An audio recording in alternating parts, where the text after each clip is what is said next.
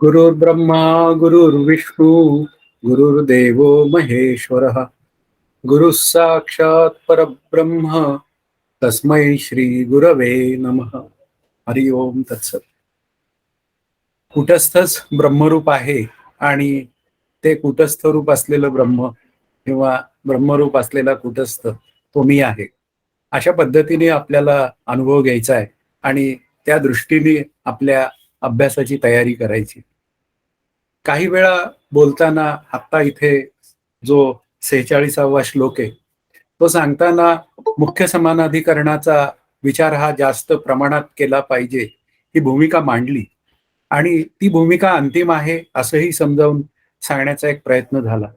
पण जोपर्यंत मी बाध ऐक्य माझं सिद्ध होत नाही माझ्या अंतःकरणामध्ये की मी कुटस्थ आहे अशा पद्धतीने आणि त्या शोकनाशाची निवृत्ती होत नाही, तोपर्यंत मला त्या मुख्य समानाधिकरणाचा गंधही लागण्याची व्यवस्था नाही. म्हणून इथे एखादी व्यक्ती जेव्हा आता ही प्रकाशात्म मुनी श्री जेव्हा बोलते तेव्हा ती रेफरन्स टू कॉन्टेक्स्ट विचार करताना ती त्या मुख्य समानाधिकरणाचा विचार मांडण्यासाठी ती मुख्यत्वाने प्रवृत्त झालेली आहे असा विचार आपल्याला करावा लागतो. आता 46व्या श्लोकातनं मुख्य ऐक्य सांगण्याच्या निमित्ताने कुटस्थाचं प्राधान्य सिद्ध झालेलं आहे. बाध ऐक्य झाल्याशिवाय होणार नाही हेही मान्य आहे, पण आपल्याला मी कुटस्थ रूप व्हायचंय अंतिमतः हा विचार मात्र आपल्याला सतत आपल्या अंतःकरणात केलाच पाहिजे. आता हे कुटस्थाचं प्राधान्य 47व्या श्लोकाच्या निमित्ताने आपल्या पुढे परत मांडताय. जो वेगळा केलेला कुटस्थ तो त्वम पदाचा लक्षार्थ असून तोच ब्रह्मरूप आहे विवरण व अन्य ग्रंथात असेच सांगितले आहे. आता हे विवरण प्रमेयकार किंवा अन्य ग्रंथ आपण दासबोध ज्ञानेश्वरी अशाही पद्धतीने विचार करू शकतो. तर जो वेगळा केलेला आहे कुटस्थ, आता कुटस्थाला या देहबुद्धीतनं बाजूला करायचं. आता देहबुद्धीतला स्वतःला मी देह समजणारा, मी कर्ता समजणारा हा कुटस्थाचा वाच्यार्थ आहे, म्हणजे त्वमपदाचा वाच्यार्थ आहे. आता त्वमपदाचा वाच्यार्थ, त्वमपदाचा लक्षार्थ या भूमिका आपण पाहिलेल्या आहेत आणि त्वमपद वाच्य जीव आहे, त्वमपद लक्ष कुटस्थ आहे. म्हणजे याचा अर्थ काय झाला की जीवाने स्वतःला या भ्रमातनं निवृत्त केलं पाहिजे. जगत सत्यत्व बुद्धी, देह सत्यत्व बुद्धी हे सगळे जे विचार आहेत ते मला माझ्या अंतःकरणातनं दूर केले पाहिजेत आणि मग त्वमपदाचं लक्ष जे कुटस्थ चैतन्य आहे ते मी आहे अशा पद्धतीने मला ते जाणून घ्यायला पाहिजे. आता यालाच बाध ऐक्य असं म्हणतात. म्हणजे त्या जीवदशेचा बाध आणि त्या मी कुटस्थ रूप आत्मा आहे या वृत्तीचा स्वीकार आणि मग नंतर त्याला आलेली सहजता हे एक वेगळे विचार आहेत. पण इथे पहिल्यांदी जे बाध ऐक्य आहे ते सांगून झाल्यानंतर मग तो जो मुख्य ऐक्याचा जो विचार आहे तेव्हा मुख्य ऐक्याचा विचार करताना त्या बाध ऐक्याचं खंडन होतं. म्हणजे थोडं पुढे जावं लागतं, कारण कुटस्थच ब्रह्मरूप आहे हा अन्वयाने येणारा जो विचार आहे, अनुभव आहे, तो हळूहळू आपल्या अंतःकरणात विकसित झाला पाहिजे. श्रीगुरु आपल्याला एक्झॅक्टली तेच सांगतात की आता तुला जे काय कळलं आहे ना कुटस्थ रूपाने मी आहे हे तुला कळलं आहे ना, तोच कुटस्थ सर्वांमध्ये पाहायला शिक. आता याला ह्या सांगण्याला जो अर्थ आहे तो त्याचं मुख्य ऐक्य सांगण्याचा हेतू आहे आणि तोच मुख्य ऐक्य काय सांगतं की ते कुटस्थ रूप असलेलं चैतन्य मी म्हणजेच तेच ब्रह्मरूप आहे आणि त्यालाच आपण म्हणतो जीव ब्रह्मैक्याचं ऐक्य. या मुख्य ग्रंथाचा विषय काय आहे तर जीव आणि ब्रह्म यांचं ऐक्य. आता ते ऐक्य जर सिद्ध करायचं असेल तर मला बुद्ध्यादिकांचा बाध करणं ही आवश्यकता आहेच आहे आणि ते बुद्ध्यादिकांचा बाध करून जे काय मुख्य ऐक्य सांगितलं जातं तेव्हा मात्र त्या बाधाचंही खंडन होतं. हा त्यातला विचार आहे आपल्याला, तो समजला म्हणजे झालं. म्हणून आपल्याला फायनली काय विचार करायचा आहे की माझ्या अंतःकरणामध्ये ते मुख्य ऐक्य सिद्ध झालं पाहिजे आणि म्हणूनच त्या कुटस्थाचं प्राधान्य आहे ते प्रथम प्राधान्य जे आहे ते कुटस्थाचं आहे आणि द्वितीय प्राधान्य आहे ते अन्वयाने येणाऱ्या मुख्य ऐक्याचं आहे. ते आपल्याला मुख्यत्वाने कळून घेतलं पाहिजे. म्हणून इथे प्रथम आणि द्वितीय हा जो विचार मांडलाय तो साधनेच्या क्रमानुसार मी केलेला विचार. मला त्यातलं प्रथमता म्हणजे मी प्राधान्याने गोष्ट बोलत नाही. प्रथम या शब्दाचा अर्थ साधनेतला पूर्व विचार. आपण तो काल विचार केला. त्या पूर्व विचारामध्ये बाध ऐक्याचा विचार खूप महत्वाचा आहे. साधन तिथेच आहे आणि नंतर जे मुख्य ऐक्य आहे तिथे फक्त मी त्या सर्वांमध्ये ते तत्व पाहणं एवढाच विचार आहे. तिथं साधनेचा विचार ऑलमोस्ट संपलेला असतो. जेवढं जर आपल्या लक्षात आलं तर हे बाद समानाधिकरण तेवढंच आणि तितकंच महत्वाचं आहे. त्याशिवाय माझ्या अंतःकरणात तो त्वम पदाचा लक्ष असलेला कूटस्थ चैतन्य, तेच तत्पदाचं लक्ष असलेलं ब्रह्मचैतन्य, या दोघांमध्ये हे दोघं एकाच अधिकरणात आहे, हे दोघं एकाच लक्षणातले आहे, असा विचार करता येण्याची व्यवस्था आहे. आता जो 48वा जो श्लोक आहे तो असं विचारतोय, कूटस्थ म्हणजे काय? देह व इंद्रियांसह असलेल्या जीवरूप आभासाच्या भ्रमाचे अधिष्ठान असलेले शुद्ध चैतन्य हेच येथे प्रामुख्याने सांगायचे आहे. आता कूटस्थ चैतन्य म्हणजे काय? तर बुद्धी अधिक आत्मा अधिक बुद्धीत पडलेलं आत्म्याचं प्रतिबिंब. आता आत्मा आणि कूटस्थ हे दोन्ही एकाच अर्थाचे शब्द आहेत पाहायला गेले तर, की त्या जीवाला शरीर नावाची उपाधी लागली की त्याला आत्मा म्हणतात, आणि आत्मा बेखबर आहे असं सांगायची जेव्हा वेळ येते तेव्हा मात्र त्या कुटस्थाचा विचार समजावून सांगतात की आयरन ज्याप्रमाणे दागिने घडताना बेखबर असते, तसंच या जीवाने साधन करताना त्या आनंदाचा अनुभव घ्यायचा आहे, आणि तो आनंदाचा अनुभव एकमेव अद्वितीयाचा आहे, आणि एकमेव अद्वितीयाचा असल्यामुळे त्याचा आणि या जगताचा काडीचाही संग नाही. अशा पद्धतीने जेव्हा विचार करायची वेळ येते तेव्हा आणखीन एक नवीन पद्धत आपल्या पुढे यांनी आणलेली आहे, आणि ती काय आहे की देह, इंद्रिय आणि जीवदशा, म्हणजे वाच्यार्थाने असलेली जीवदशा, की जो मी स्वतःला भ्रमात आहे असं समजतो, मी देह, मी करता, मी भोगता, असं जे काय सतत समजत असतो.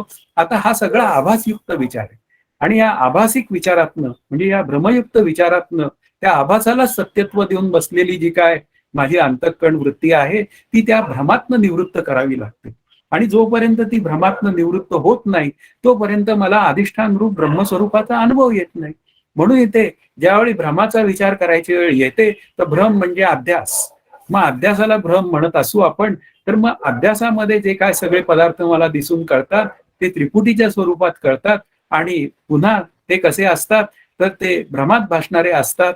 म्हणजेच याचा अर्थ ते येतात, काही काळ टिकतात आणि कालांतराने जातात.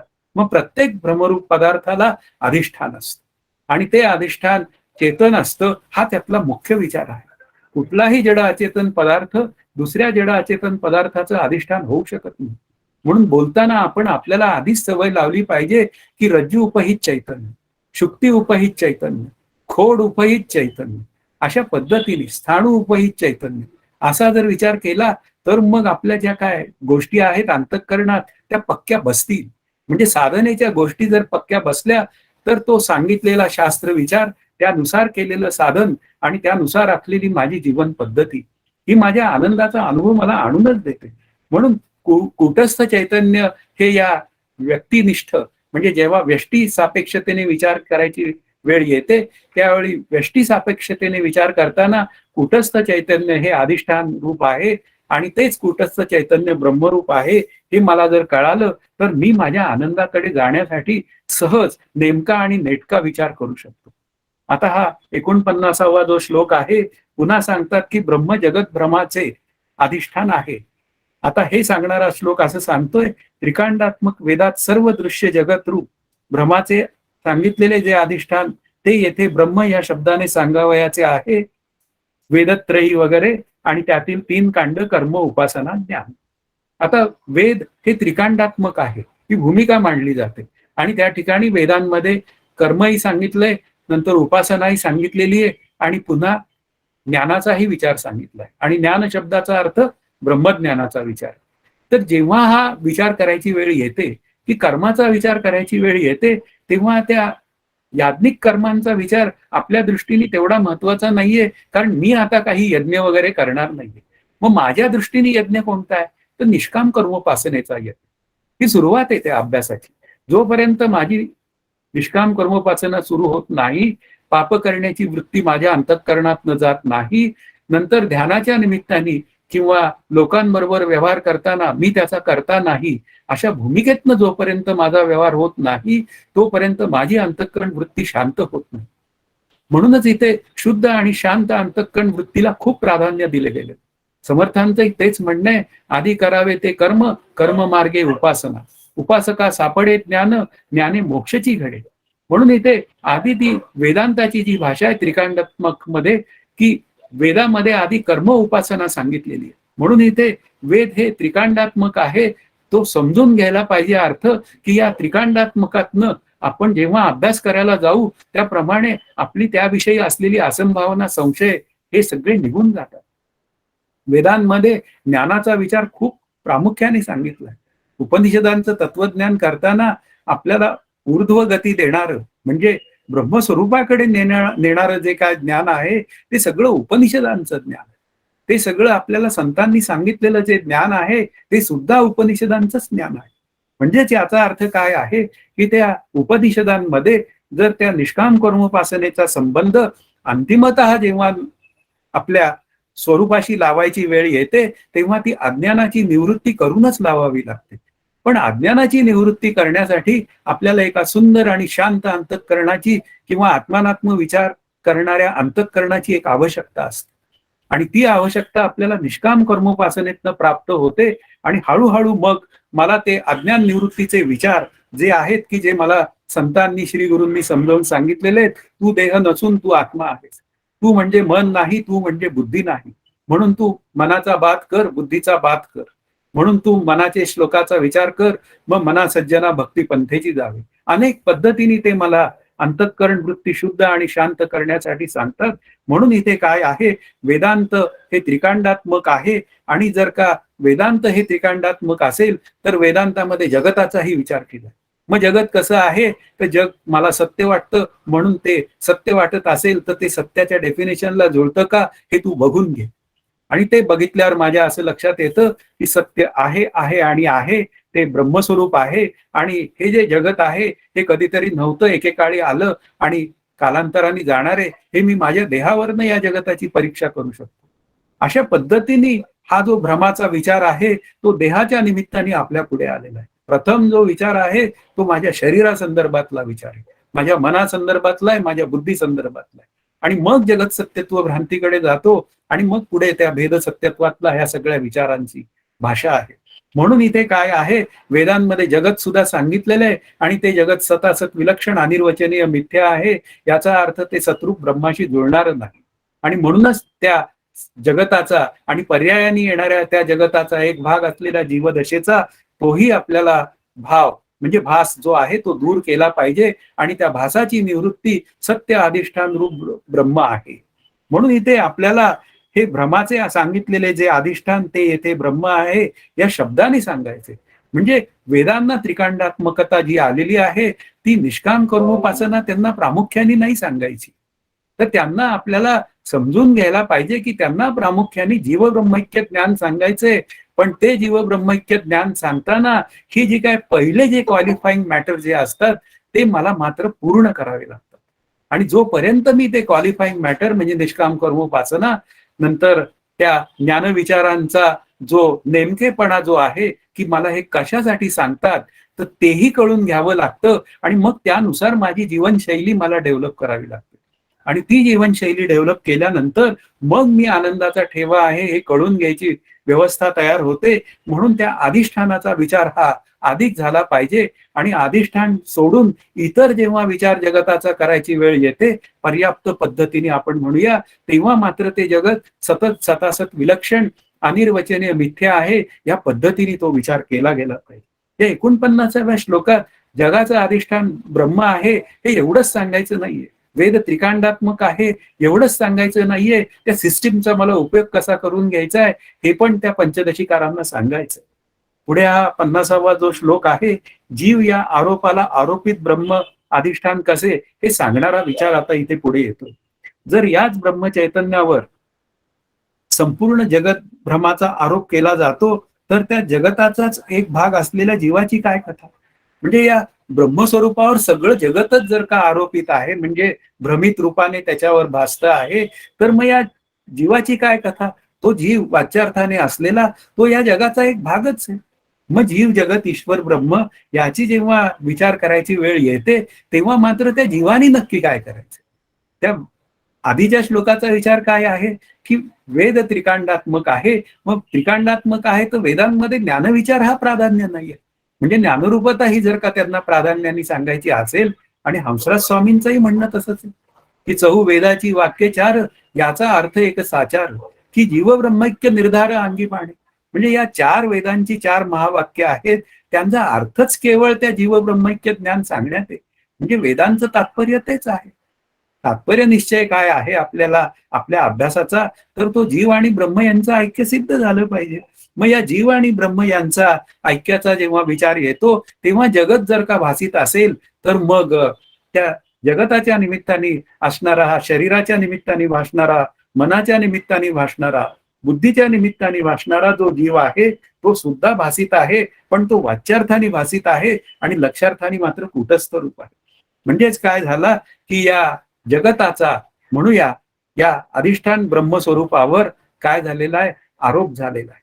आणि ते आरोप झाल्यामुळे आता जगत कसं झालं, ते ब्रह्मस्वरूपावर अध्यस्त रूपाने भासतं अशी भाषा बोलायला लागलं. आणि मग त्या एकमेव अद्वितीय ब्रह्माला आपण म्हणूया की वास्तवात नसलेला गुणधर्म एक चिकटला, त्याला अधिष्ठान म्हणायला लागले. आणि असं जेव्हा अधिष्ठान म्हणायला लागतो, तेव्हा मात्र आपल्याला संतांची मदत घेता येते आणि ती समर्थांची ओवी असं सांगते. त्या अध्यस्त अधिष्ठानाची भाषा समजावून घेण्यासाठी मुळी सर्पाकार देखिली, एके भाला एके ओळखिली, दोघांची अवस्था लेखिली सारखीच कायची. काय सुंदर ओवी समर्थांनी लिहिली आहे की मुळी सर्पाकार देखिली. मुख्य विचार काय आहे की इथून पुढे यांना जीव या आरोपित ब्रह्माला ब्रह्म अधिष्ठान कसे, कारण ब्रह्म अधिष्ठान आहे हे सांगून ते ब्रह्म मी आहे हे कळून घेण्याचा विचार पुढे पुढे येणार आहे. आणि त्यासाठी मग मुळी सर्पाकार झाली. आता त्या काय झालं, त्या मुळीवर म्हणजे त्या म्हणूया पारंब्यांवर आपल्याला एक काय म्हणूया सर्पाचा एक भास झाला. मग आता भास झाला तर मग काय झाला, एके भ्याला एके ओळखली. आता ज्याने ती मुळी ओळखली तो काय झाला, त्याला अधिष्ठान कळलं. मुळी उपहित चैतन्य हा त्यातला महत्वाचा भाव. त्याला अधिष्ठान कळलं. अधिष्ठान कळल्यावर भीती गेली. आणि मग आता राहिलं काय, ते अधिष्ठान कळलं. आणि ज्यांनी नाही ओळखलं त्याचं काय, ज्यांनी नाही ओळखलं तो भ्रमातच राहिला, भ्रमातच मेला. आणि पुन्हा म्हणलंय काय की बुद्धी ही काय आहे, जन्म घ्यावा लागे वासने संगे. बुद्धी ही शरीरापेक्षा वेगळी आहे. शरीर जरी गेलं तरी सुद्धा बुद्धी रूपाने ती नवीन वासना आपला नवीन देह धारण करते. हा विचार महत्वाचा आहेच आहे ना. म्हणून इथे समजावून जेव्हा घ्यायची वेळ येते तेव्हा आपल्याला अभ्यास कसा करता येतो हा त्यातला भाग आहे. मग दोघांची अवस्था लेखिली सारखीच कायची. एकाला अधिष्ठानाचं ज्ञान झालेलं आहे आणि एक मात्र त्या भ्रमातच जीवन जगतोय. मग भ्रमात जीवन जगणाऱ्याला सुखदुःखाचा लाभ होणारच आहे. आणि ज्याने मात्र अधिष्ठान ओळखलंय तो मात्र त्या आत्मस्वरूपाशी ऐक्यरूप होऊन सुखरूप होईल.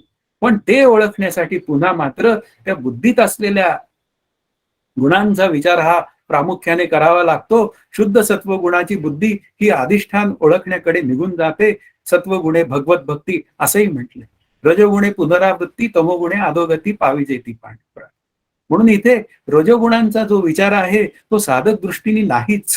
साधकाला झोपेत जरी विचारलं साधकाला किती गुण, तर त्यांनी सांगायचं एकच, शुद्ध सत्वगुण, जो मला माझ्या आनंदाकडे घेऊन जातो. म्हणून इथे ती बुद्धी मुळातच स्वच्छ आहे. ती गुणांमुळे जणू काही मलिन झालेली आहे. म्हणून या जीवाला मलिन सत्व प्रधान असंही बोललं गेलेलं आहे. आणि ईश्वराला मात्र शुद्ध सत्व प्रधान. कारण ईश्वराला मी कोण आहे याची सतत ओळख आहे. आणि आपल्याला मात्र ते ओळखून घ्यायचंय. मग त्या मलिन सत्व प्रधानातनं मला जायचं असेल निघून, तर मला शुद्ध सत्व प्रधानाचा विचार केला पाहिजे. आणि तो शुद्ध गुणाचा जर मी विचार केला तर ती बुद्धी मूळची जी शुद्ध आहे ती शुद्ध होते. म्हणजे मलिनत्व कशाचं आहे, ते देहबुद्धीचं मलिनत्व आहे, कर्तेपणाचं मलिनत्व आहे. कायम हेच विचार राहणार आहे. परमार्थ हा नाही का आपल्याला खूप कॉम्पॅक्ट करायचा आहे. तो काय पद्धतीने करायचा आहे तो पुढे विचार येईल त्यावेळी मी बोलेनच. पण आपल्या अभ्यासाचा आत्ता काय आहे की त्या शुद्ध सत्वामध्ये आणि तेज तत्वामध्ये जेव्हा बुद्धीचा विचार होतो तो अध्यात्म विचार करणारी ती बुद्धी असते. आणि त्या बुद्धीला मी अधिकाधिक वाव दिला पाहिजे. आणि तो अधिकाधिक वाव द्यायचा असेल तर या देहादी प्रपंचाचा पर्याप्तपणे मला विचार करावा लागेल. मला माझ्या दिवसाचं ऑडिट करावं लागेल. हे ऑडिटर असतात ना, ते आपल्या पैशाचं टॅक्सचं ऑडिट करतात. पण मला माझ्या दिवसाचं ऑडिट करायला पाहिजे. मला ऑडिटर व्हावं लागेल. आणि मी कुठे कुठे माझे नको असलेले विचारात वेळ घालवतो, कुठे कुठे मी माझे काय म्हणूया वेळ घालवण्याचे जे काय विचार आहेत ते सगळे मी कॅल्क्युलेट केले पाहिजे. आणि कॅल्क्युलेट केल्यावर मला असं लक्षात येतं की 8 तासाची झोप झालेली आहे, मध्ये 1 तास विश्रांती घेतली म्हणूया, आणि ते 9 तास गेले 24 तासातले, 8 तास नोकरीतले गेले, 9-8 17 तास, 1-2 तास म्हणा आपले येण्या जाण्यात गेले 19 तास. पुन्हा 5 तास उरले. त्या 5 तासामध्ये एखाद 2 तास घरात काहीतरी काम करायचं असतं दिले. मग त्या 2-3 तासाचं मी काय करतो? 2-3 तासात मी तो टीव्ही पाहतो आणि माझा सगळा वेळ आयुष्याचा खेळ खंडोबा करतो. मग तिथे मला माझ्या अभ्यासाचं ऑडिट तयार करता येतं. ते विचार जे आहेत टीव्ही पाहण्याचे ते मला बाजूला करता येतात आणि मला माझ्या आनंदाकडे जाण्याचा विचार करावा लागतो. म्हणून इथे काय आहे, की हा सगळा जगताचा विचार जो आहे तो बुद्धिसापेक्षतेने आहे, म्हणजे भ्रमातला विचार आहे आणि त्या विचारातली सत्यत्वता मला घालवावी लागेल, तेव्हाच मी माझ्या स्वरूपाकडे जाण्याची व्यवस्था करू शकेन. तो कुटस्थ आत्मा मी आहे. हे बाद समानाधिकरणाचा विचार खूप महत्वाचा आहे साधनेच्या दृष्टीने. पुढे आता तत्वत्वम हे दोन्ही सांगितल्याने एकच गोष्ट 2 वेळा सांगितली असे होत नाही काय? आता तत् आणि त्वम. आता तत् हा जो आहे हा ब्रह्मांड सापेक्ष शब्द आहे आणि त्वम हा जो शब्द आहे तो पिंड सापेक्ष आहे आणि त्या पिंड सापेक्षतेचा विचार जो आहे आणि ब्रह्मांड सापेक्षतेचा विचार आहे, त्यातला पिंड आणि ब्रह्मांड यांचं बाद करायचं आहे आपल्याला आणि त्या कूटस्थ आणि ब्रह्मस्वरूपाचं ऐक्य सांगायचंय. आणि ते ऐक्य सांगायचं असेल ते एकाच वेळी 2 गोष्टी सांगितल्या म्हणजे काय म्हणायचंय तुम्हाला? आता ते बोलतायत 51व्या श्लोकाच्या निमित्ताने, जगत व त्याचा एक भाग यांचा आरोप केल्याने तो भेद भासला, त्यामुळे तत्वत्वम पदार्थांचा अर्थ वेगळा झाला. वास्तविक चैतन्याचे एक ऐक्यच आहे. आता वास्तवात काय वेगळा झाला? आता त्वम पद लक्ष, त्वम पद वाच्य, तत्पद लक्ष, तत्पद वाच्य ही अगदी सरळ सरळ वाटणी आहे. की त्वम पद वाच्य जो आहे तो जीव आहे, तो कर्ता आहे. पण त्वम पद लक्ष असलेला कूटस्थ तो मात्र एकमेव अद्वितीय आहे. तसंच ब्रह्म एकमेव अद्वितीय आहे. ते केवळ त्या जगत सापेक्षतेने बोललं गेलेलं आहे. म्हणजेच याचा अर्थ काय आहे, की त्या जगताचा त्या ब्रह्मस्वरूपावर आरोप झालाय. मग आरोप झाला तर मग काय झालं? जगत नावाचा पदार्थ अध्यस्त ठरला आणि ब्रह्म अधिष्ठान ठरलं. सतत तेच सांगायचंय. मग आता काय करायचंय? अध्यस्थाची निवृत्ती अधिष्ठान रूप असते. मग अध्यस्थाची निवृत्ती करायची. अध्यस्थाचा नाश नाही, अध्यस्थाचा लय नाही. समर्थ म्हणतात विवेक प्रलय झाला पाहिजे. मग आता विवेक प्रलय करायचा असेल तर जगाला आभासिक ठरवावं लागेल आणि ते जर आभासिक ठरलं तर प्रत्येक आभासिक पदार्थाचं अधिष्ठान असतं आणि त्याला चेतन ब्रह्म असं म्हणतात. ते मी आहे. अशा पद्धतीने जो अनुभव घेतो त्या ठिकाणी मग ही आरोपित आणि आरोप्य ही जी भाषा आहे ती केवळ समजून घेण्यापुरती आहे, एवढं लक्षात ठेवावं. आता हा 52व्या श्लोकाचा विचार करण्यापूर्वी इथे एक वाक्य लिहिलंय, झाडाचे खोड व माणूस या भ्रमातील आरोप्य माणूस व आरोपित खोड ही दोन्हीही दिसतात. चिदाभासाच्या बाबतीत आरोप्य बुद्धी व आरोपित कुटस्थ तशी प्रत्यक्ष दिसत नाही, मग तो आरोप्य कसा? आता एक बारीक विचार बोलतो की झाडाचं खोड आणि माणूस हा जेव्हा भ्रम होतो त्या झाडाच्या खोडावर माणसाचा, त्यावेळी मला झाडाचं खोड कुठे दिसतं? हे पूर्वपक्षी लोक नाही का काही वेळा फार अवघड वाटतं. पण जाऊ दे. म्हणजे याचा अर्थ काय आहे? त्या विवर्ताची व्याख्याच आहे. मूळ स्वरूपामध्ये बदल न होता विपरीत रूपाने भासणे आणि दुसरा त्याच्यातला एक गुण आहे तो अन्यथा रूप आहे. म्हणजे याचा अर्थ काय आहे? त्या झाडामध्ये काहीही बदल न होता त्याच्यावर मला माणूस भासायला लागला. म्हणून माणूस कसा आहे? तर तो आरोपित आहे. माणूस हा आरोपित आहे, आरोप्य आहे. मग आरोपित कोण आहे? खोड आहे. म्हणजे अधिष्ठान कोण आहे? खोड आहे. म्हणजे ज्यावेळी मला माणसाचा भ्रम होतो त्या झाडावर, त्यावेळी झाड नावाची गोष्ट दिसेनाशी होते. पण ज्यावेळी मला झाड नावाची गोष्ट कळते त्यावेळी त्या माणसाचा भ्रम माझा दूर झालेला असतो. आता ज्यावेळी भ्रम दूर होतो आणि मग ते कुटस्थ चैतन्य मी आहे असं कळतं, तेव्हा त्याला म्हणायचं बाध ऐक्य. तेच तर आपल्याला समजून घ्यायचंय. पण इथे प्रश्न असा आहे की कुटस्थ आणि बुद्धी हे 2 दिसत नाही. न दिसू देत ना, पण ते मला कळतात ना वेगळेपणाने. हाही विचार आता 52व्या श्लोकात येईल. कर्तृत्व इत्यादी बुद्धीचे धर्म स्फूर्ती या नावाने ओळखला जाणारा आत्मा या दोन्हींचे धर्म धारण करणारा आभास स्पष्ट दिसतो, म्हणून तो भ्रम आहे. आता बुद्धीचे धर्म काय आहेत? बुद्धीने निर्णय घ्यायचे, पण त्याच बुद्धीमध्ये निर्णय घेताना मी करता मी भोगता असे भाव अंतःकरणात तयार होतात. मग असे भाव जेव्हा अंतःकरणात तयार होतात तेव्हा ते माझ्या बुद्धीचे धर्म आहेत, म्हणजे अंतःकरणाचे धर्म आहेत. हे मला वेगळेपणाने कळत नाही काय? हे मला कळतं ना. मग नाही दिसलं म्हणून काय झालं? प्रत्येक वेळी काय ती हातात बुद्धी अशी हातावर अगदी एखादा सावयव साकार पदार्थ ठेवलाय त्याप्रमाणे ती दिसली पाहिजे काय? तसा तो विचार नाही. आपल्याला काही गोष्टी आपण अनुमानाने समजून घेऊ शकतो, ज्या अर्थी वारा वाहतोय आणि माझ्या अंगाला त्याचा स्पर्श होतोय, त्या अर्थी वाऱ्याचं अस्तित्व असलं पाहिजे. मग ते अस्तित्व मला दिसत नाही म्हणून ते नाकारायचंय का? आकाशाचं अस्तित्व, माझी घराची बिल्डिंग तिथे दिसतीये आणि मग मी आकाशाचं अस्तित्व नाकारायचं, याला काय अर्थ? म्हणून इथे खोडाऐवजी माणूस दिसला दिसला पुढे काय? मग तो माणूस नावाचा भ्रम आहे तो दूर करायचा आणि मला खोड उपहित चैतन्य हे कळालं पाहिजे. म्हणून इथे कर्तृत्व वक्तृत्व भाव जो आहे तो वाच्यार्थाने असलेल्या जीवाचा आहे, तो अधिष्ठान रूप कुटस्थ चैतन्याचा नाही. बस एवढाच विचार मला करायचा आहे आणि मग मी तिथे मला सतत त्या कर्तृत्व भोक्तृत्व भ्रांतीतनं मला दूर करायचंय. करता कोण आहे? तर करता आहे तो ईश्वर रूप राम करता आहे, ईश्वर रूप विठ्ठल करता आहे. सतत ज्या ज्या वेळी मी मला स्वतःला विशेषत्वाने करता अशी भूमिका ज्या ज्या वेळी माझ्या अंतःकरणात तयार होईल, त्या त्या वेळी मी त्या अंतःकरणाला समजावून सांगायचं की अरे उदय, तू करता नाहीस, विठ्ठल करता आहे. हे तुझ्या लक्षात आहे काय?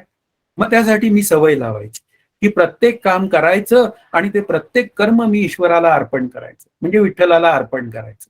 आता याला म्हणतात प्रोसेस साधनेची, की अशी प्रोसेस मी जेव्हा सतत चालवतो तेव्हा माझ्या अंतःकरणातला कर्ताभाव जो आहे तो सहज निघून जातो. मग ती बुद्धी दिसली नाही, त्या बुद्धीचा कर्ताभाव या रूपाने ती दिसते, म्हणून मी कर्ताभावात दुःखी होतो. राम करता म्हणशी यशकीर्ती प्रताप, आणि मी जर का करता म्हणसी मग तेणे मी कष्टी होसी. म्हणजे याचा अर्थ मला जर सुखदुःखातनं दूरपणा तयार करायचा असेल तर मी मला करता समजणं हे दूर केलं पाहिजे. मग करता भोगता भाव हे कोणाचे आहेत?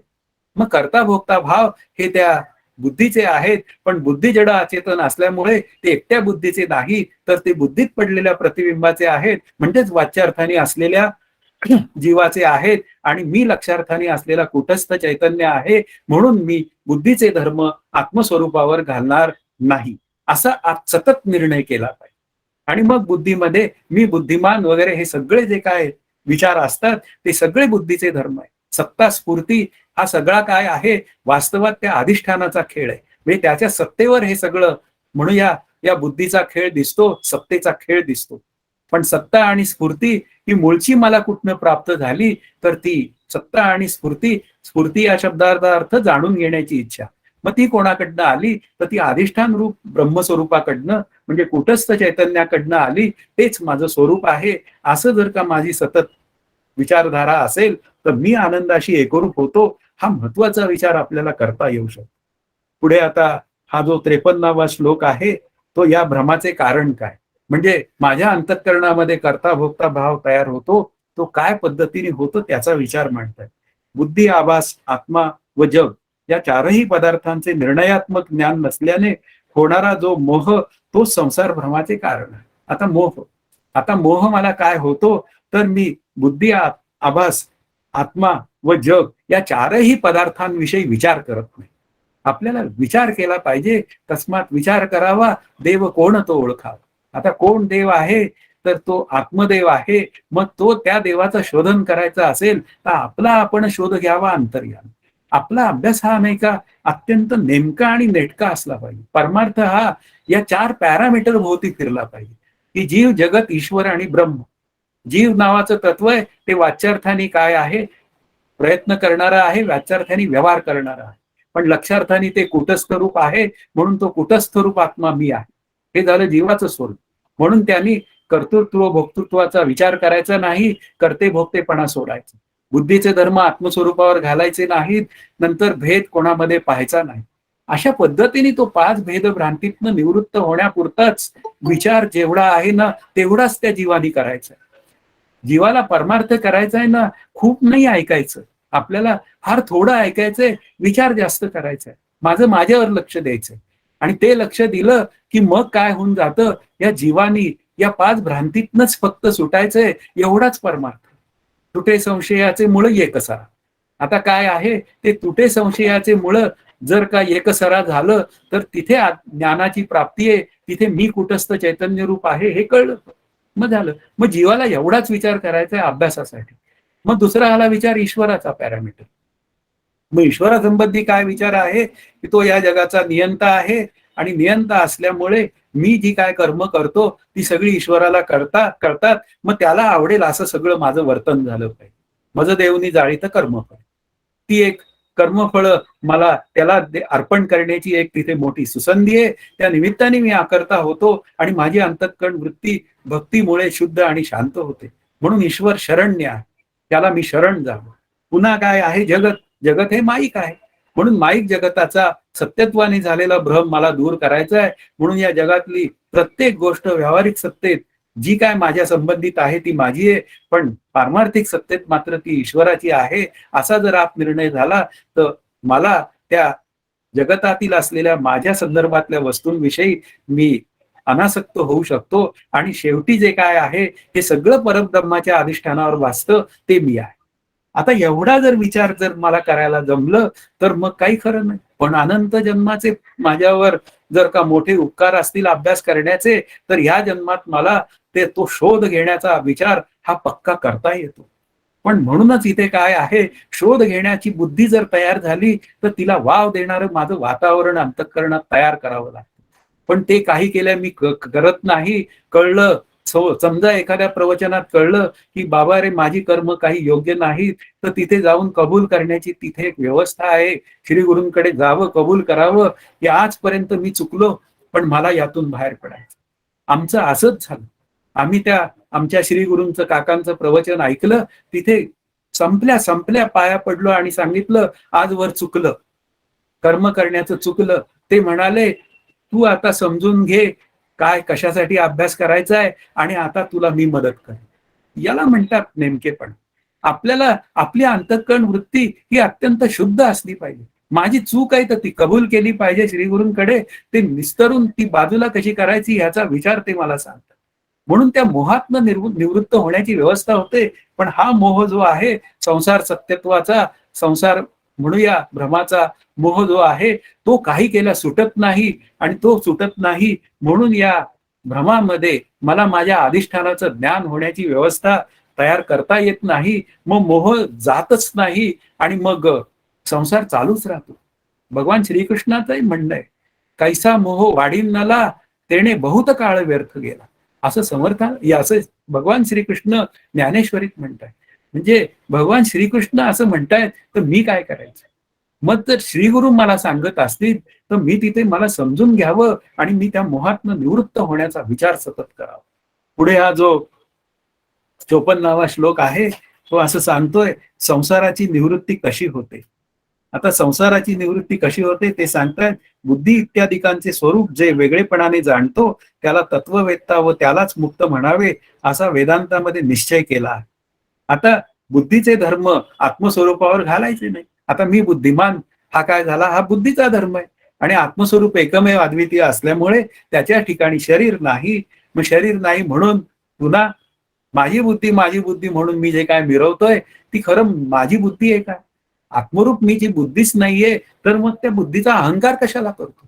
ज्या वेळी मला माझ्या बुद्धीचा अहंकार होतो तेव्हा मी भ्रमात सापडतो आणि त्याच बुद्धीला मी जर का आत्मस्वरूपापासून वेगळं केलं की मी मुक्त होण्याची व्यवस्था आहे. आणखीन काही त्याचे विचार आहेत की बुद्धी तेज तत्वाची आहे, ती 5 महाभूतांची आहे, म्हणून ती माईक आहे, ती स्वतःच विलक्षण अनिर्वचनीय आहे. मग आता काय करायचं. मग आता बुद्धी दे रघुनायक. मग आता बुद्धी दे रघुनायका याचा अर्थ रघुनाथा तुला ओळखण्याची बुद्धी मला दे, हा त्यातला भाव आहे. अशा पद्धतीने बुद्धीच्या सहाय्याने मी बुद्धिनिश्चय आत्मज्ञान या पद्धतीने आत्मस्वरूपाशी एकरूप होण्याचा प्रयत्न करू शकतो.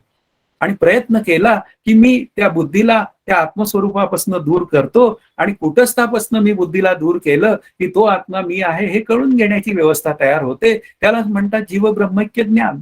म्हणून इथे काय आहे की बुद्धी 5 महाभूतांची ठरली तर ती माईक ठरते. माईक ठरली की माईक पदार्थांविषयी अनासक्ती असलीच पाहिजे. अशा पद्धतीने मी जर का अभ्यास करायला लागलो तर मग या 5 महाभूतांपासून बनलेलं जगत, त्या 5 महाभूतांपासून बनलेलं शरीर, त्याच 5 महाभूतांपासून बनलेली 36 तत्व किंवा 82 तत्व, ती सगळी माईक आहेत हे ठरवावंच लागेल. शेव झाला मायेचा, झाला निवाडा तत्वांचा.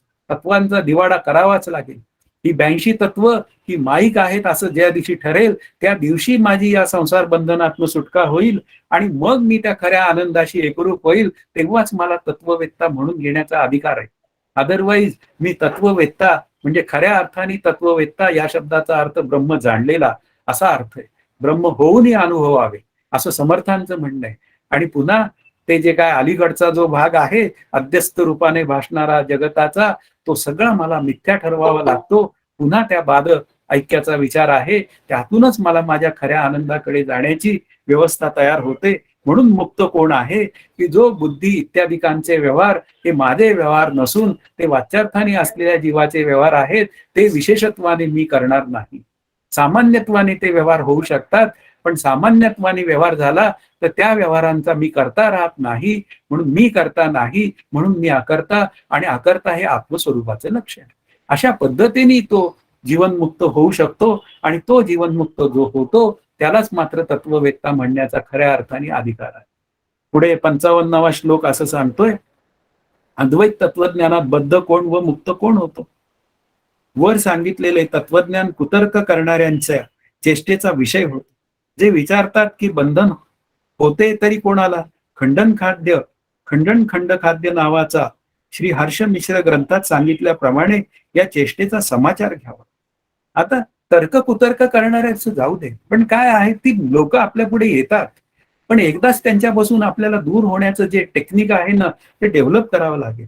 की ते विचारतात बंधन होते तरी कोणाला, लक्षार्थाने कूटस्थ रूप मी आहे, तर मग हा वाच्यार्थाने असलेला जीव आला कुठून. म्हणजे याचा अर्थ काय आहे की बंधन सापेक्ष असलेला मोक्ष तो सुद्धा कल्पित आहे. मग त्या मोक्षरूप मी आहे या वृत्तीलाही सहजता आली पाहिजे, आणि ती सहजता आल्यानंतर खऱ्या अर्थाने त्या मुक्तीचा विचार होतो. अमृतानुभवामध्येही ज्ञानाचं खंडन केलंय, अज्ञानाचं खंडन केलंय, पण ते वृत्तीच्या स्तरावर असलेल्या ज्ञान अज्ञानाचं खंडन आहे. म्हणून इथे काय आहे, आहेपणाने कळलेली जी वृत्ती आहे की ते ब्रह्म मी आहे, तर ती वृत्ती सुद्धा शांत झाली पाहिजे. पण ह्याचे खंडन खाद्य ग्रंथ लिहिणारे जे काय तत्वज्ञान मांडणारे जे लोक असतात ते वितंडा पद्धतीने वाद घालतात. आणि वितंडाची व्याख्या अशी आहे, पूर्व पक्षाला दूषणे देऊन केलेले लिखाण किंवा संभाषण. आता जेव्हा आपल्याला आपला पक्ष पुढे न्यायचा असतो तेव्हा त्या पूर्व पक्षाला तुम्ही बोलताय ते चुकीचं बोलताय, त्यामुळे त्याला थोडं तरी दूषण द्यावंच लागतं.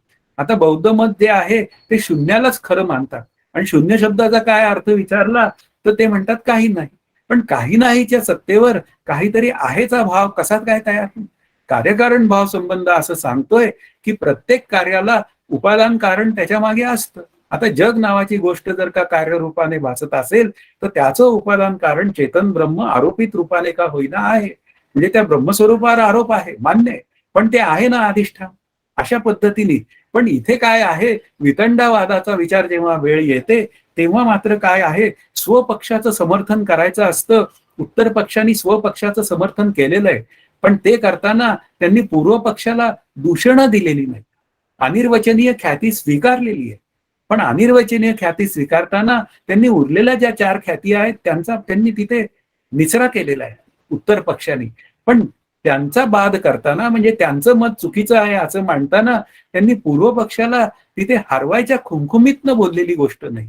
पण हे खंडन खाद्य ग्रंथाचे जे काय आहे, खंडन खाद्य ग्रंथाचे जे निर्माते आहेत ती श्री हर्ष मिश्र, ते कसे आहेत तर त्यांना मोक्षाशीही घेणं नाहीये आणि त्यांना जगत सत्यत्वाशीही घेणं नाही. त्यांनी दोन्ही मताचं खंडन केलंय, कारण त्यांना काही नकोच आहे ना. ज्याला काही नको असतं ना, म्हणजे ज्याला काहीतरी जिंकायची खुमखुमी असते. जिथे जिंकायची खुमखुमी असते ना तिथे मात्र वादविवादाचं कसं असतं, ते मशाल घेऊन जावं लागतं. या आम्ही मशाल घेऊन हिंडतो, ही भूमिका आहे पूर्वीच्या काळातली. आणि तुम्हाला जर का काही वाटत असेल तर या आणि आमच्या बरोबर चर्चा करा, आणि पराभूत झाला तर जयपत्र लिहून द्या. इथे जयपत्र नाही घ्यायचंय आपल्याला. आपल्याला काय समजून घ्यायचंय तर आपल्याला मी आनंदरूप आहे हे मला कळून घ्यायचंय. म्हणून इथे मोक्ष नंतर बंधन या सगळ्या ज्या काय संकल्पना मांडलेल्या आहेत त्या केवळ मी कुटस्थ रूप आहे हे कळून घेण्यासाठी मांडलेले आहे. आणि ते कळाल्यानंतर जे काय आहे ते सगळं स्वरूपच आहे. म्हणून इथे काय आहे, या खंड खाद्य ग्रंथामध्ये दोन्ही गोष्टींचा अनिर्वचनीय ख्यातीचाही तिथे निषेध केलेला आहे. आता त्याचा निषेध करून मी जर जीवब्रह्मैक्य होणार नसेल तर मग मी केलं काय लिहून आयुष्यात किंवा अभ्यास करून? हा त्यातला भाव आहे. म्हणून आपली जी काय दृष्टी आहे ती उत्तर पक्षाची आहे आणि ती सतत आनंदाकडे जाणारी आहे, हा विचार आपल्याला करावाच लागेल. पुराणातील बुद्ध्यादिकांचा विवेक जो आहे ते पुराणादिकांमध्ये सुद्धा विवेक सांगितलाय. आत्मानात्म विवेक तो कसा, या पद्धतीने हा 56वा श्लोक असं सांगतोय. वृत्तीवती उत्पन्न होण्यापूर्वी मी कोण आहे, ही जिज्ञासा झाल्यावर व ती होण्यापूर्वी मला कळत नाही, या प्रकारे अनुभवास येणारे अज्ञान नावाचे तत्व त्यांचे साक्षीत्व शिवच करतात. आता इथे शिव शब्दाचा अर्थ ब्रह्म असा आहे. पुराणात काय आहे, शिवभक्तीचा जो विचार करणारे आहेत ते शिवासंबंधी बोलतात. पण आता इथे जो शिव मांडलेला आहे तो ब्रह्मरूप शिव, कूटस्थ रूप शिव. ही एखादी वृत्ती आहे. ती वृत्ती निर्माण होण्यापूर्वी ती जर असं म्हणत असेल मला काही कळलं नाही, आता ते कळलं नाही असं म्हटलं तर वाक्य अर्धवट आहे. मला काही कळलं नाही आहे. कारण कळलं नाही हे सुद्धा मला कळलं नाही आहे म्हणजे आहे या नावाच्या तत्वाच्या अधिष्ठानावरच कळलेलं असतं. म्हणजे काय आहे की वृत्ती निर्माण होण्यापूर्वी, वृत्ती कळत असताना सुद्धा, एखादी गोष्ट समजून घेण्याच्या स्थितीत असताना सुद्धा आणि वृत्तीचा लय झाल्यानंतरही ते साक्षीत्व करणारं ब्रह्म हे तिथं असतंच. कारण ती वृत्ती मला वेगळी कळते ना. वेगळेपणाने जर का ती वृत्ती कळत असेल तर त्या वृत्तीला मी पाहतो असा अर्थ होतोच ना. मग आता या वृत्तीचं साक्षीत्व करायचं आहे आपल्याला, हे सुद्धा एक साधनच आहे. शिवपुराणात साधनेचा विचार सांगितलाय की त्या प्रत्येक वृत्तीमध्ये चिदाभास असतो आणि त्या चिदाभासाचा जो मूळ स्त्रोत शोधायला गेलं तर ते कुटस्थ चैतन्य आहे, याचा अर्थ साक्षी चैतन्य. आता इथे वृत्तीचा विचार जेव्हा बोलला जातो तेव्हा अंतःकरण, जेव्हा अंतःकरणाच्या निमित्ताने आत्मा जणू काही सीमित होतो तेव्हा त्याला साक्षी म्हणतात. आणि साक्षी म्हणला तर मग साक्षीची व्याख्या येते आणि व्याख्या आली तर त्या साक्षी अवस्थेमध्ये या दृश्य जगताचा विचार हा साक्षीत्व करण्याचा विषय आहे. मग दृश्य जगताकडे मला अनुकूल प्रतिकूल भावरहित उदासीन वृत्तीने पाहिलं पाहिजे. म्हणजे त्याच्याविषयी असलेल्या क्रिया प्रतिक्रिया या अननेसेसरीपणे मी देत असेल तर माझी अंतःकरण वृत्ती मी कायम सुखी किंवा दुःखी करतो, तिलाच लाटेतली वृत्ती म्हणतात. आता त्या वृत्तीचं साक्षीत्व करायचं असेल तर अनुकूल प्रतिकूल क्रिया मला बंद कराव्या लागतील. अशी साक्षी अवस्था भोगता भोगता एक दिवस मी साक्षी रूपच होऊन जाईल, म्हणजेच मी कुटस्थ रूप होऊन जाईल. हाच तो विचार यांना सांगायचा आहे. म्हणून इथे 56वा जो श्लोक आहे तो आपल्याला कशासाठी सांगायचा आहे की वृत्ती असू दे किंवा वृत्ती नसू दे, कुटस्थ चैतन्य कायम आहे, ते मी आहे म्हणून मी सुद्धा कायम आहे. अशा पद्धतीने माझ्या अस्तित्वाचा विचार जेव्हा करायची वेळ येते तेव्हा मी निरपेक्ष अस्तित्वाचा विचार सतत करावा. पुढे आता हे 3 श्लोक 57, 58 आणि 59 एकदम घेतलेले. त्याचा अर्थ असा आहे, हा शिव नावाचा कुटस्थ, शिव या नावाच्या कुटस्थाचं स्वरूप आहे. कसं आहे ते सांगतायत. हा शिव नावाचा कुटस्थ जगत भ्रमाचे अधिष्ठान असल्याने, सत्य जड सृष्टीचा प्रकाशक असल्याने, चिद्रूप व सतत प्रेमाचा विषय असल्याने आनंद रूप आहे. शिवाय सर्व पदार्थांना त्यांच्या गुणाधिकांसह प्रगट करणारा व सर्वांशी संबंधित असल्याने पूर्ण आहे.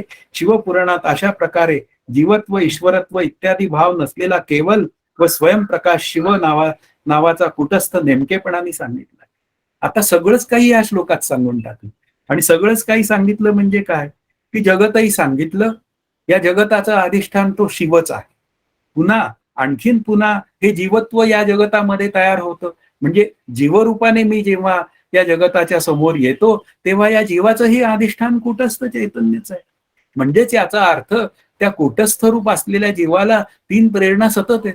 मला काही कळावं, मला बऱ्याच गोष्टी कळाव्यात, माझं अस्तित्व कायम राहावं आणि मला सतत आनंद व्हावा. मग या 3 प्रेरणा आल्या कुठनं? त्याचा मूळचा स्त्रोत शोधणं हाच खरा आपल्या अभ्यासाचा विषय आहे. ज्या दिवशी मी मूळचा स्त्रोत शोधेल त्या दिवशी मी आनंदरूप होऊनच जाईन. म्हणून इथे काय आहे, ज्या पदार्थाचं साक्षीत्व करायचं त्या पदार्थाचं मला म्हणूया ते एक काय म्हणूया त्याची कॉन्स्टिट्यूशन मला समजून द्यावी लागेल. उदाहरणार्थ समोर जे पदार्थ आहेत ते जड अचेतन पदार्थ असतील तर त्या जड अचेतन पदार्थही मला अस्तित्व रूपाने कळतात. नंतर पुन्हा त्या पदार्थांमध्ये ते पदार्थ काही चांगले असतात, काही पदार्थ दोकोसे असतात. म्हणजे याचा अर्थ काय आहे, त्या पदार्थांमध्ये सुद्धा सच्चिदानंद ब्रह्मरूप त्याच्या सत्तेवरच ते पदार्थ मला जर कळत असतील, तर त्या पदार्थांचं साक्षीत्व करता करता त्या पदार्थांमधलं ते ब्रह्मस्वरूप मला शोधायला काय अडचण आहे. म्हणून इथे साक्षीत्वाचा विचार जो आधीच्या श्लोकात जो आलेला आहे, की वृत्ती निर्माण होण्यापूर्वी, वृत्ती असताना, वृत्ती निवृत्त झाल्यानंतरही जर का तो साक्षीरूप आत्मा आहे, तर हे संपूर्ण जगत जे आहे, म्हणजे शिवपुराणात सांगितलंय की ते शिवरूप ब्रह्मस्वरूपाच्या सत्तेवरच भासतं. म्हणून इथे काय आहे, हे सगळे जे माझ्या अंतःकरणात भाव निर्माण होतात ना, ते केवळ मला आनंदरूप होण्यासाठी भाव आहे. पण हे मला एस्पेशली श्रीगुरूंकडे जाऊन ते कळून घ्यावं लागेल. ती समजून घेण्याची रीती अंतःकरणात तयार करावी लागेल. ती नेमकेपणाने असली पाहिजे, हाही त्यातला महत्वाचा भाव आहे. आणि ती नेमकेपणाने कुठे आहे, तर ती तत्वमसीच्या चिंतनात. की विवेक, वैराग्य, साधन, चतुष्टय, संपन्नता हे सगळे अलीकडचे विचार आहेत, श्रवण, मनन, निदिध्यासन पर्यंत. पण एक वेळ अशी येते की त्या तत्वम पदार्थ शोधनाशिवाय पर्याय नाही, अत्यंत अंतरंग साधन आणि तिथून आत्मस्वरूपाची ऐक्यता. इथपर्यंतचा जो विचार आहे, तो सगळा विचार त्या अध्यस्थाची निवृत्ती करण्यासाठी सांगितला गेलेला आहे. म्हणून इथे जीवाला काय साधन करायचं आहे, तर ते अध्यस्थ रूपाने भासणारा जगताचा विचार, अध्यस्थ रूपाने भासणारा देहसत्यत्वाचा विचार, कर्ता-भोक्तेपणाचा विचार, भेदभ्रांतीचा विचार, हे सगळे विचार माझ्या अंतःकरणातनं मी दूर केले, तर मी कोण आहे हे कळण्याची व्यवस्था आहे. म्हणून इथे काय आहे, तो साक्षी म्हणजे ते आत्मतत्व, म्हणजे ते कूटस्थ चैतन्य, हे या जगत चैतन्यापासून वेगळं आहे. अशा पद्धतीने जर का मी विचार केला, तर ह्या सगळ्या उपाध्या आहेत ते एका चैतन्याच्याच आहेत. जीव चैतन्य, ईश्वर चैतन्य, जगत चैतन्य आणि ब्रह्म चैतन्य. या चार उपाध्या बाजूला केल्या तर चैतन्य नावाची गोष्ट एकच आहे. आणि ते चैतन्य मी आहे. म्हणून साक्षीत्व करता करता एक दिवस साक्षी रूपच होऊन जावं. म्हणून इथे काय आहे, त्या अधिष्ठान रूप ब्रह्माचा विचार मी केला पाहिजे. तोच माझ्या परम प्रेमाचा विचार आहे. तोच मला सतत आनंद रूप मला व्हायचंय, या पद्धतीने माझ्या अंतःकरणात तो सतत व्यक्त होत असतो. म्हणून इथे काय आहे, प्रत्येक गोष्ट जी माझ्या हातनं घडते ती केवळ आनंदरूप होण्यासाठी घडते. म्हणून इथे ईश्वर शरण्य आहे. जीव रूपाने असलेला जो मी आहे तो लक्षार्थाने कूटस्थ रूप आहे, तेच माझं खरं स्वरूप आहे. आणि या जगाचा बाध करून मी माझ्या ब्रह्मस्वरूपाशी एकरूप व्हावं, त्याला जीव ब्रह्मैक्य सिद्धी असं म्हणतात. आणि तीच सिद्धी माझ्या अंतःकरणात व्हायला पाहिजे. सिद्ध हा या 3 श्लोकांचा खरा मतितार्थ. पुढे आजच्या अभ्यासातील शेवटचा जो श्लोक आहे, तो आपल्या अभ्यासाचा आता आपण इथे करूया अभ्यास. कारण पुढे जे 15-16 श्लोक राहतील ते मग पुढच्या वेळात काही पुढं पूर्ण होतील. म्हणजे आणखीन पुढच्या तासाला आपलं हे प्रकरण पूर्ण संपलेलं असेल. आता हा जो 60वा श्लोक आहे, जीवादी भावरहित कुटस्थ सांगण्याचे कारण काय, तर माया चैतन्याच्या आभासाने जीव व ईश्वर यांना उत्पन्न करते. अशी श्रुती असल्याने जीव व ईश्वर दोन्ही माईकच आहेत, पण ते काचेच्या हंडीप्रमाणे स्वच्छ आहे. लक्षात घ्या की माया चैतन्याच्या आभासाने जीव व ईश्वर उत्पन्न करते. आता ही माया कोणती, तर समर्थांच्या दृष्टीने मूळ माया, आणि वेदांताचा विचार केला तर अव्यक्त बीज रूपात साठवलेली जी काय म्हणूया जी माया आहे, ती काय करते, जगत जेव्हा निर्माण करायची वेळ येते तेव्हा ती मूळ माया ते ईश्वराला निर्माण करते. आणि ईश्वर या जगासह जीवाला निर्माण करतो. मग ईश्वराची व्याख्या काय आहे, माया अधिक ब्रह्म, अधिक ब्रह्मात पडलेलं मायेचं प्रतिबिंब. पण ईश्वर मात्र कसा आहे, शुद्ध सत्व गुणी आहे. त्यामुळे माया त्याच्या स्वाधीन आहे. आणि माया त्याच्या स्वाधीन असल्यामुळे तो सततच ब्रह्मरूप आहे. त्याला त्याच्या स्वरूपाची सतत जाणीव आहे. पण जेव्हा जीवाचा विचार करायची वेळ येते तेव्हा जीव मात्र अविद्या नावाच्या उपाधीमुळे जीवत्वाला येतो. तुझी या वियोगे जीवत्व, अशा पद्धतीने तो जीवत्वाला प्राप्त होतो आणि म्हणतो मी देह, मी करता, मी भोगता. म्हणून जीवाची जेव्हा व्याख्या करायची वेळ येते तेव्हा बुद्धी अधिक आत्मा अधिक बुद्धीत पडलेल्या आत्म्याचं प्रतिबिंब अशा पद्धतीने होते. आणि मग त्या जीवाला मलिन सत्व प्रधान म्हणतात. म्हणून जीवाला शरीर नावाची उपाधी लागली की तो मलिन सत्व प्रधान ठरतो. हाच त्या ईश्वर व जीवातला तेवढा भेद आहे. पण दोघांचंही अधिष्ठान मात्र ते ब्रह्मस्वरूप आहे. एकाला मात्र त्याची जाणीव आहे आणि एकाला मात्र त्याची जाणीव नाही. मग जाणीव ज्यामुळे नाही, ती जी काय भ्रांतिरूप विचाराची धारा आहे, ती माझ्या अंतःकरणातनं मला दूर करावी लागते. म्हणून इथे ती धारा जर मला दूर करायची असेल, तर शरीर म्हणजे मी नाही. मग शरीर काय आहे? उपाधी आहे. मग मी तिला विशेषण समजतो. शरीराच्या अस्तित्वावर माझं अस्तित्व जेव्हा अवलंबून आहे असं म्हणतो, तेव्हा मात्र मी शरीराचे धर्म आत्मस्वरूपावर घालतो. आणि आत्मस्वरूपावर घातल्यामुळे मी काय होतो? शरीर सापेक्षतेने भ्रमास प्राप्त होतो आणि माझं अस्तित्व निरपेक्ष असताना असं सगळं घडतं, हे माझ्या या चुकीच्या विचारधारेमुळे. म्हणून मी म्हणजे शरीर नाही, ही आपल्या अभ्यासाची पद्धत आहे. आणि त्यातूनच मग मी काय होऊन जातो? मी माझ्या आनंदाशी एकरूप होऊन जातो. म्हणून हे जे मूळ माया जी आहे, तिच्या सत्तेवरच जीवभाव आणि ईश्वरभाव हे निर्माण होतात. पण वाच्यार्थाने दोघंही माईक आहेत, पण लक्षार्थाने मात्र दोघंही कसे आहेत? एक जीव नावाचं तत्व कुटस्थ रूप आहे आणि ईश्वर नावाचं तत्व ब्रह्मरूप आहे. कारण ब्रह्माच्या सत्तेवर ईश्वर नावाचं तत्व निर्माण झालं आणि ईश्वराने हे जगत निर्माण केलं, तो त्या आकाराचा होता. म्हणून इथे काय आहे? त्या जीवामध्ये आणि ईश्वरामध्ये तो चिदाभास स्पष्टपणे दिसतो. आता आपण ईश्वराचा विचार थोडा बाजूला ठेवू, पण आपल्या जीवभावामध्ये तो दिसतो. म्हणजे बुद्धीत पडलेलं जे आत्म्याचं प्रतिबिंब आहे, ते बुद्धीच्या व्यवहारातनं आपल्याला कळतं. मग अशा अर्थाने ते जर मला कळलं, तर मग काय आहे? ती बुद्धी कशी आहे? ती बुद्धी त्या चिदाभासाच्या साह्याने जणू काही ऍक्टिव्हेट होतं. मग अशा पद्धतीने ती जीवसृष्टी जी आहे, ती कशी आहे? ती आनंदरूप होण्याची व्यवस्था आहे. समर्थ आहे असंच म्हणतायत, परनाळी पाहोन चाले, जीवसृष्टी विवेके चाले. ती आळी जी आहे, ती परनाळी म्हणजे आळी. ती एका पानाचा आधार जेव्हा सोडायची वेळ येते, तेव्हा तिने दुसऱ्या पानाचा आधार घेतलेला असतो, तेव्हाच ती पहिल्या पानाचा आधार सोडते. म्हणजे तिला कळतंय की आपला जीव वाचला पाहिजे आणि मला कळत नाही माझा जीव वाचला पाहिजे. आता माझा जीव वाचवायचा म्हणजे काय करायचं? मी जीवब्रह्मैक्य सिद्ध करायचं.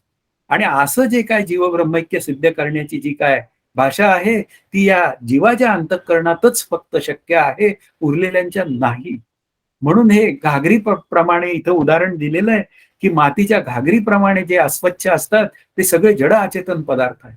पण बुद्धीत जेव्हा चिदाभास आखलेला आपल्याला कळतो, त्या करते भोगतेपणाच्या निमित्ताने, तेव्हा मात्र मी अहंकाराने आलेला, विशेषत्वाने असलेला जो करता भोगता भाव आहे, तो मला दूर केला पाहिजे.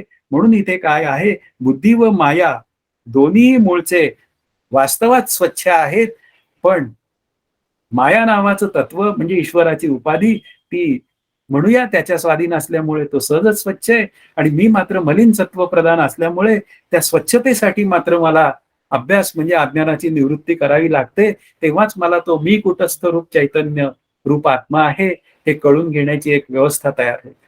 तर आज इथे आपला एक हद्दीपर्यंतचा विचार पूर्ण झालेला आहे. पुढच्या तासाला आपलं कुटस्थ दीप हे प्रकरण संपेल. तेव्हा मात्र त्या कुटस्थ दीपाचा विचार पूर्ण झाल्यामुळे तो कुटस्थ मी आहे असा भाव आपल्या वृत्तीच्या स्तरावर निर्माण करण्याचा प्रयत्न मोठा झाला पाहिजे, हा या प्रकरणाचा खरा उद्देश आहे. तर आज इथे आपण थांबू. जय जय रघुवीर समर्थ.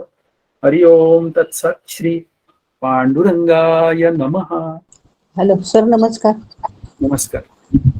46वा जो श्लोक आहे ना, समानाधिकरणस्य बाधार्थम, ते त्याचं थोडंसं काही कळलं नाही, थोडं स्पष्टीकरण सांगतात. म्हणजे बाद समानाधिकरणाचं स्पष्टीकरण हवे का? हो, 46वा श्लोक. बरोबर. ते काय आहे? मुख्य समानाधिकरण म्हणजे काय आहे की या वेदांत शास्त्राला कूटस्थच ब्रह्मरूप आहे हे सांगायचंय. म्हणजे कूटस्थ आणि ब्रह्म हे एकाच कुळातले आहेत. आलं का लक्षात? आता उदाहरणार्थ मुलगी आहे, एक मुलगी आहे, तिच्या आई वडिलांची काय आहे?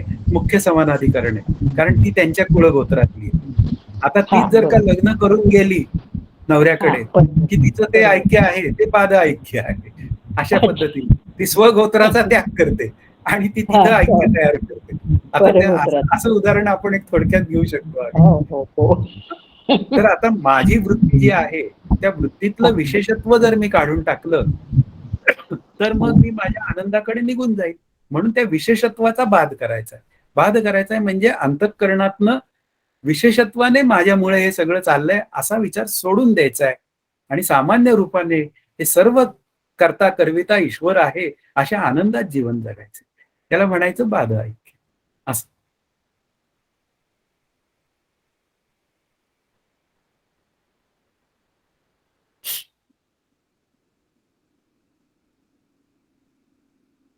ते कर्तृत्व भोगतृ त्यागायचं आणि हा, त्या आत्मरूप स्वरूपाशी एकरूप व्हायचं, हाच अर्थ आहे ना त्याच्यात ना? अगदी करता भोगता भाव जर मी घालवला ना हा, तर मी आकर्ताच होतो. म्हणजे बरं. आत्मभाव निर्माण करायचाच नाहीये. हा हा हा, फक्त मला बाजूला करायचंय ते करता भोगता भाव बाजूला करायचा. करता बरोबर. भोगता भाव बाजूला केला की मी जे आहे तेच मला कळणार. असं हम्म. त्याचं उत्तर आहे. आणि दुसरं एक विचारत आहे, पूर्वमीमांसकवादी जे लोक आहेत ते हा. जे अभ्यासार्थी आहेत त्यांच्या मनात निष्कारण संशयाचं वादळ निर्माण करून मुख्य अभ्यासापासून त्यांना परावृत्त करतात असं मला वाटतंय. हे इथं काय यांचा लुडबुड आहे एकदा वाटतं. कसं जरा आहे, गोंधळ बसला ते. असा पूर्व पक्ष माझ्या अंतःकरणात असेल तर तो निघून जावा यासाठी ती लुडबुड सांगितली आहे. अदरवाईज आपल्या हा हा, संतांनी कधीच नाही सांगितली. पण जेव्हा शास्त्र ग्रंथ अभ्यासाची वेळ येते त्यावेळी हा ही लुडबुड आपल्याला कळून घ्यावी लागते. म्हणजे अशी काही वृत्ती जर माझ्या अंतःकरणात असेल तर वेळीच काढून टाकलेली बरी, अशा हा. अर्थाने. म्हणजे आपल्या ज्ञानाची प्रगल्भता वाढावी आणि अशा विचारांना हा, मूळ माती थारा असू किंवा नये आपल्या खाता द्यावा. अच्छा, अंतःकरणात. म्हणून हे यांची बरोबर आहे. अजिबात नाही पाहिजे. वादी प्रतिवादी पाहिजेतच, हा, त्याच्याशिवाय आपल्याला प्रतिवादाचा पराभव नाही करायचा आहे. पण हो तशी हो. बुद्धिवृत्ती माझ्या अंतःकरणात नसली पाहिजे. ती हा हा असते बऱ्याच वेळा. तुम्हाला कारण कितीतरी लोक समोर दिसतील की खाओ हो, पिओ मजा कराव, शरीर आत्ताचं आहे हेच खरंय, इथून पुढे नाही खरंय, काही खायची प्यायची मजा केली तर माझ्या जीवनात काय अर्थ आहे? हे कितीतरी लोक खरंय. दिसतील. म्हणजे बरं. चारवाक लोक आहेत की नाही आपल्या. आहेत आहेत हा, आहेत. अशा पद्धतीने ते असतं. चंगळवाद थोडक्यात. हा, चंगळवाद. बर. हा, थोडासा हा सर क्लिष्ट वाटतो हे प्रकरण. जरा हा, अभ्यास फार क्लिष्ट पण वाटतं, सारखं आपल्याला वाचावं नेमकं काय लागतं. करायचंय? सारखं वाचल्याशिवाय कळत नाही, हे मात्र नाही, आहे. एकदा वाचून कळत नाही. नेमकं नाही. आपल्याला काय करायचंय? पाच भ्रमातनं सुटका करून घ्यायची. तुम्ही जेवढे श्लोक घेता तेवढे 2-2 वेळा वाचले की जरा कुठे थोडस तो अर्थ आणि ते वाचलं की थोडस लक्षात कळतं. यायला लागतं, ते आता मात्र आहे. पंचदशीचा अभ्यास आम्हाला श्री गुरूंनी हा. 8-10 वेळा करून घेतलाय. त्यावेळी आम्हाला त्या एका थेंबा इतकं कळण्याचा थोडासा प्रयत्न करता अगदी येतो. सगळा खरंय ग्रंथ खरंय. कळणं अशक्यच. नाही, खरं नक्की बरोबर सांगतो त्यांना काय म्हणायचंय. आहे. खरंय खरंय. अगदी अगदी बरोबर आहे सर तुमचं. धन्यवाद सर, धन्यवाद. हा. सांगण्यासाठी खूप कसरती आहेत, पण मी मुक्त व्हावं यासाठी मात्र फार थोड्या अभ्यासाची आवश्यकता आहे. तेवढा करावा. थांबायचंय आता. शंका नाहीयेत ना कोणाला? जय जय रघुवीर समर्थ. हरि ओम तत्सत.